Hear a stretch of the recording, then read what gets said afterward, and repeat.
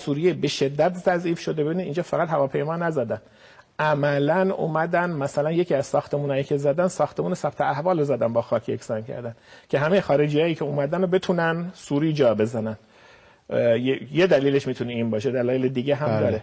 تمام مراکز اطلاعاتی رو زدن. بالاخره دانشمند استاد دانشگاه اینا رو از بین بردن. 850 نفر رو توی عراق که اصلا یعنی مثلا معلم جبر بود، معلم فیزیک بود.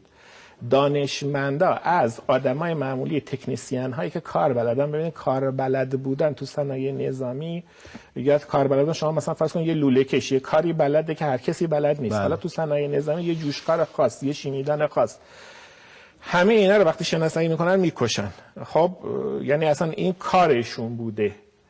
تو عراق 850 نفر کشتن، تو سوریه تازه شروع شده. یعنی این چیزایی که ما میشنویم بعضیشون راسته بعضیشون دروغه، من نمیدونم چون کدومشون فعلا راسته کدوم دروغه. جوخه‌های ترور راه اندازی کردن هدفمند. جوخه‌های ترور از قبل هدفمند راه اندازی شده بود. قبلا بمباران ها رو مینداختن گردن اینکه ما مثلا انبار مهمات حزب الله رو زدیم، انبار مهمات ایران رو زدیم، در حالی که ما اگر کسی رو تو سوریه از دست دادیم براش مراسم گرفتیم.